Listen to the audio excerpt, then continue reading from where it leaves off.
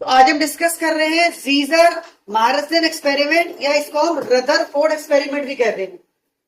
और एक्सपेरिमेंट आपका हुआ था to the discovery of nucleus. तो एक्सपेरिमेंट का सेटअप अगर हम देखें तो हमारे पास क्या है, इवैक्यूएटेड स्फेरिकल ट्यूब है। इसके सेंटर में एक गोल्ड का फॉयल रखा है, यानी बहुत ही पतली सी गोल्ड की स्ट्रिप। और उस गोल्ड की स्ट्रिप पर हम एक रडार ट्यूब से अल्फा पार्टिकल के थ्रू अटैक कराएंगे, यानी इस गोल्ड फॉयल पर अल्फा पार्टिकल को स्ट्राइक कराएंगे। और अल्फा पार्टिकल कहां से निकलेंगे? आप रडार ट्यूब से। तो जब अल्फा पार्टिकल इस पर गिरते हैं तो they are scattered in all along the direction. तो जब एक्सपेरिमेंट किया गया, एक डिटेक्टर है डी, डिटेक्टर जी जो है ये आपका 360 पर रोटेबल है। ये जिस एंगल पर आपके अल्फा पार्टिकल स्कैटर हो रहे हैं उस एंगल को मेजर करेगा। सो इस एक्सपेरिमेंट के कंक्लूजन क्या थे? पहला जो कंक्लूजन था वो ये था कि almost 1 out of 8000 alpha particle, यानी 8000 में से एक पार्टिकल आप लेके चले, परसेंटेज इस तरह के 8000 में से एक पार्टिकल आपका लार्ज एंगल पर स्कैटर्ड होगा। तो 1 out of 8000 scattered at very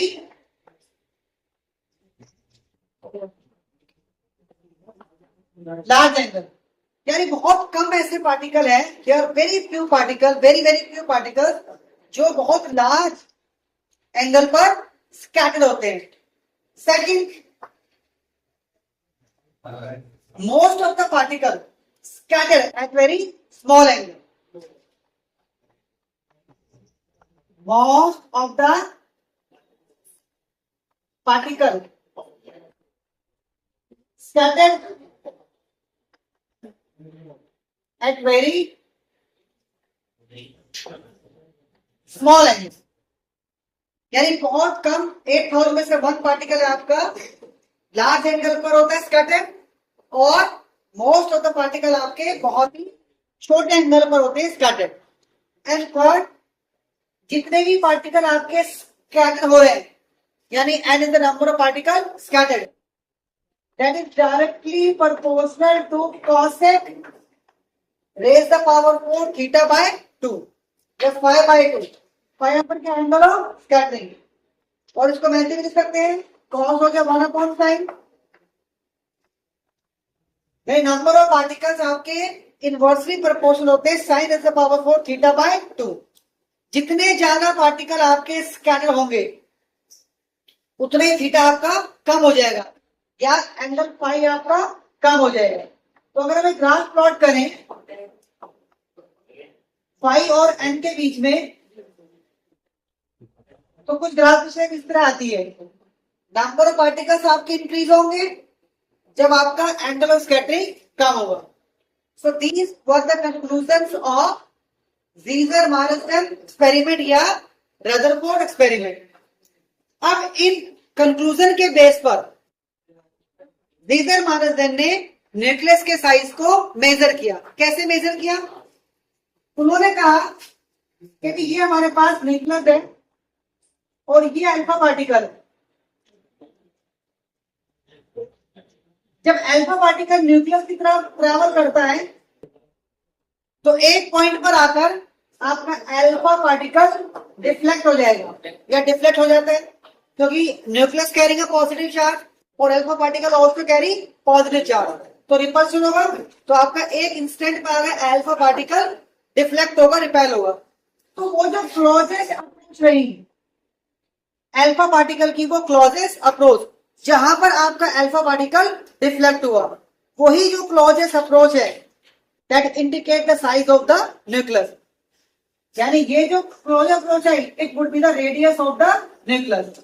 और इस पॉइंट पर क्या होगा? पी पॉइंट पर जो क्लोज अप्रोच है, इस अल्फा पार्टिकल की जो काइनेटिक एनर्जी है half mv square, that become equal to electrostatic potential energy of the alpha particle and the nucleus.